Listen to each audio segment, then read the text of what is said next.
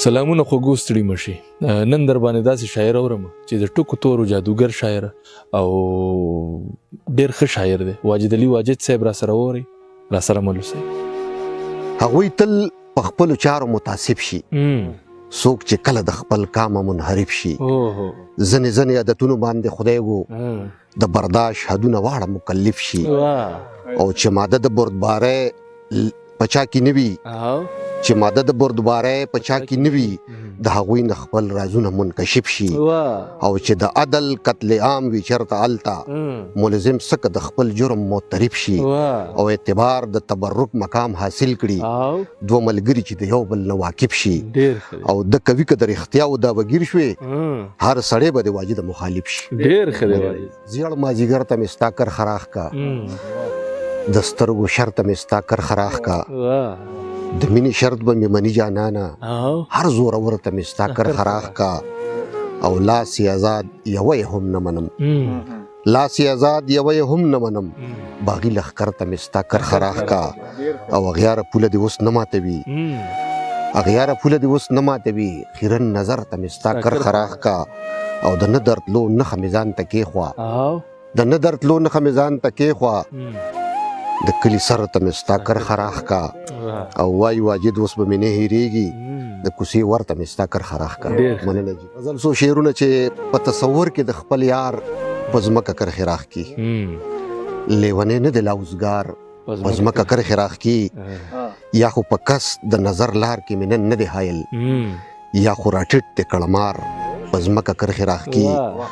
او د چا د یو قدم اوس نه رسي چې وړاندې واخلي څوک د آسونو په رفتار په ځمکه کرښې راښکي او هغه په خپل فکر کې ډوب او سرببر لیونی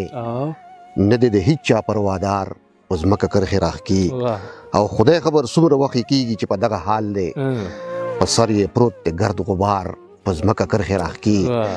او واجد څوک دی دا بېخپو شل په لاسو سړی چې کوي شکر هم اذکار په ځمکه کرښې راښکي قامت باندې یو نه دي دا منم خو د لاس ګوتې چې کږې شي برابر شي د غزل څو شعرونه چې د چا نه نه غواړم خپل پور په خساره کې یمه د چا نه نه غواړم خپل پور په خساره کې یمه دا مې عادت دی ګنې نور په خساره کې یمه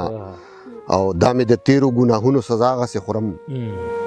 دا مې د تیرو ګناهونو سزا هغسې خورم راته دعا نه کوي مور په خساره کې یمه او څنګه به مې ژوند د عذابونو د ګردابه وځي څنګه به مې ژوند د عذابونو د ګردابه وځي چې حق تلفي کوم د خور په خساره کې یمه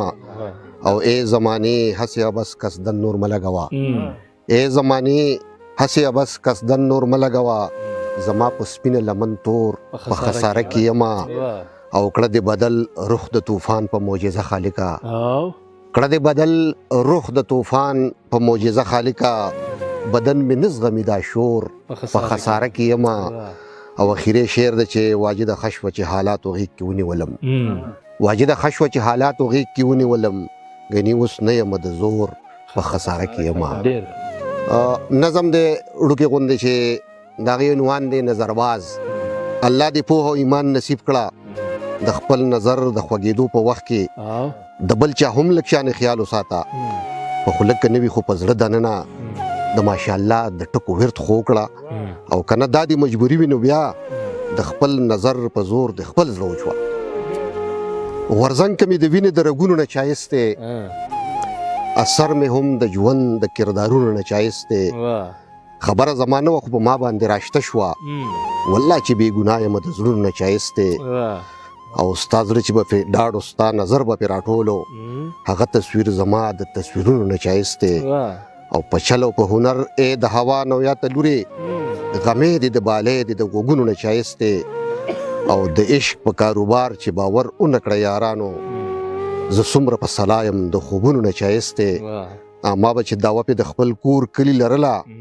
ښار مې د خوند د محفلونو نه چایست دی لاسم مې هغوی اوس هم په اعصابو مسلط دي چې دم مې د ایمان دی د لاسونو نه چایست دی او جنډې د شهادت چې په واجد سربالا دي جنډې د شهادت چې په واجد سربالا وي هغه خلک بېګا دي د قبرونو نه چایست دی